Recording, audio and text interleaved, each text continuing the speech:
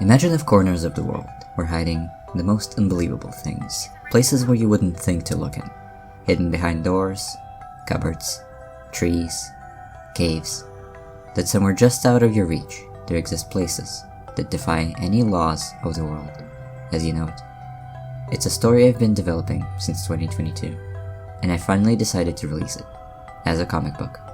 This is a story about Dan Redmond and George Sand, who in their desperation sold their souls and uncovered the other side. To understand how we got here, I first must explain where it started. Otherside began in 2021, when I was a teenager, and it was originally a coding project of a puzzle game involving two different dimensions.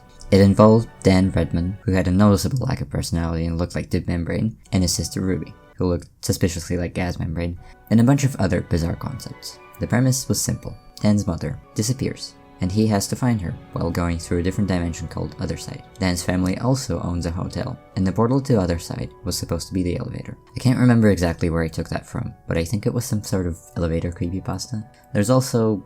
this is what George used to look like. He was supposed to be a local bully who turned into some sort of an antagonist later on. And wait, is that a red antiseptic eye? This version of Otherside had some concepts going for it, but eventually I quit coding, and so the game was never released. But Otherside's story continues.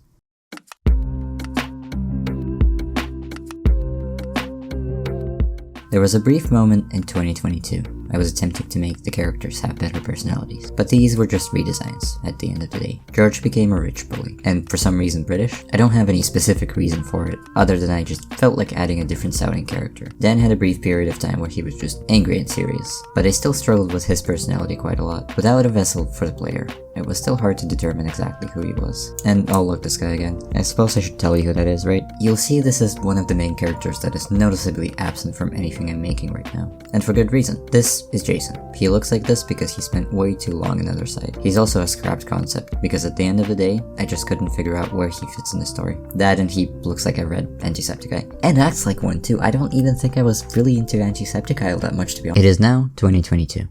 With too much time on my hands, I picked up a pencil and decided to write a finished piece for once, or at least make a plan. It's at this point that Otherside stopped being a game concept and became an animation screenplay. It was born again, and this time, it was way better.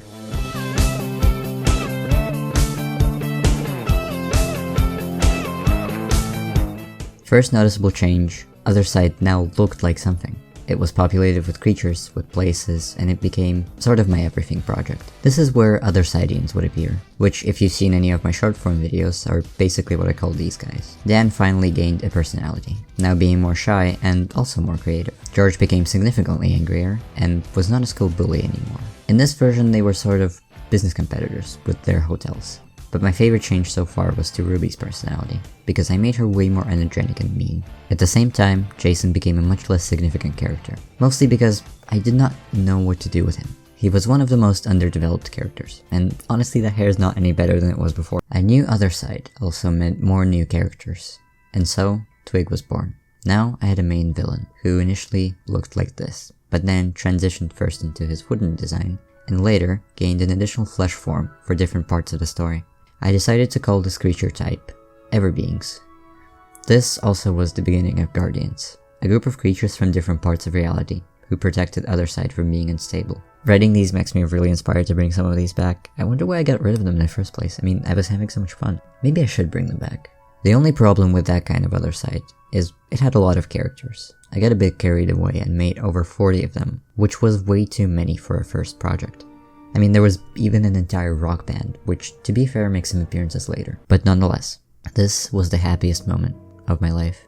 I never enjoyed doing anything before, like I enjoyed making Otherside. This was the turning point where I decided that storytelling should be my career. I ended up only writing one full episode, and set it on the shelf in case I ever have a chance to make something out of it. And for a long time, I wouldn't even think to touch Otherside, until a certain day that changed everything.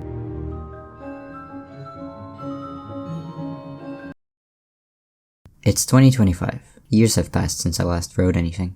I moved, had lots of life struggles, and due to some personal events, I felt destroyed. My creativity has not been the same for a long time, and starting a creative career was long overdue. But I just couldn't. I couldn't make anything I was happy enough with. I've wanted to be a writer for a very long time, or a screenwriter, or some sort of an author. I needed to do something, to make something, and fast. I couldn't take not having progress anymore. I looked back fondly on the time I enjoyed writing, when life was simple. If I could do it once, I can do it again. Otherside will be born once more. I decided the best way to do this would be a comic book. It's way easier to make and more cost effective than an animated series, and I don't have to have a whole team to do it. It would be the fastest and most effective way to get the point across. I battled with the concept a lot during this time. I felt like everything I wrote was wrong and needed to be remade. This is also around the time I started posting about it on YouTube, which is why you will see a lot of changes being made on the spot.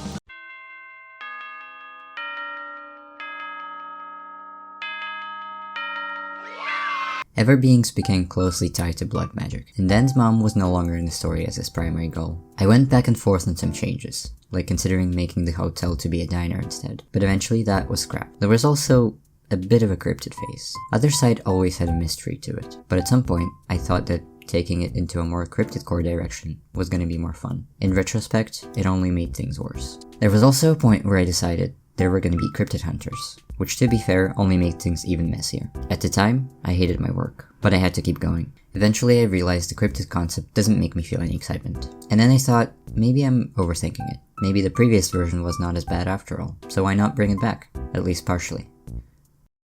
Dan is 21. He aged, just like me, throughout the versions, and now is looking for ways to help his family out of the financial crisis they're in. His mother has been missing since he was a child, but right now, the only thing he wants is to make her proud. Dan Redmond wants to become a writer. When he finds an occult book, he doesn't think much of it. He only tries to follow the ritual because he's feeling desperate. And it works. George is 22. He's stuck in a life that he doesn't want because of his overprotective mother. It's a golden cage made of money and career success. More than anything in the world, George said wants to be free. When he finds a ritual knife, he uses it to sell his soul to Twig in exchange for his dreams, just like Dan does. They meet in Otherside, in a special place made just for them, where they are given a simple mission. Follow instructions, and you will get what you wish for. It leads them to discover more of Otherside, and now they need to collect all the artifacts Twig needs for his own ritual, while trying to figure out exactly what he needs them for.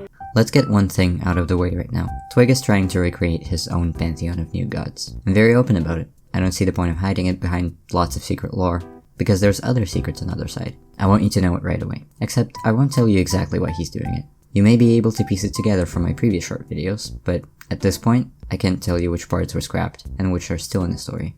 And so it was made, and I kept posting. And to be honest, the thing that kept me going was you. The people who made fan art, people who made videos, left comments, made a community, everyone who was excited about it. At times, even more than I was. I truly am thankful. So, what now? It's 2026. The first bunch of pages are completed, and you can read them here. I initially planned to have the full first episode free to read, but depending on how long it is, I might have to make changes to just how much is available for free. Think of it as a manga, for example. Most manga is 200 pages per episode, and usually you can read half or a third of it for free. Point is, there's still gonna be a significant portion of free content, so you can see it before you buy anything. The rest, I want to have a physical book made, along with a PDF version. Otherside will be finished, no matter what it takes. And as for this channel, I'm gonna get creative. Oh my god, I think they're not drilling anymore. I can continue my voiceover.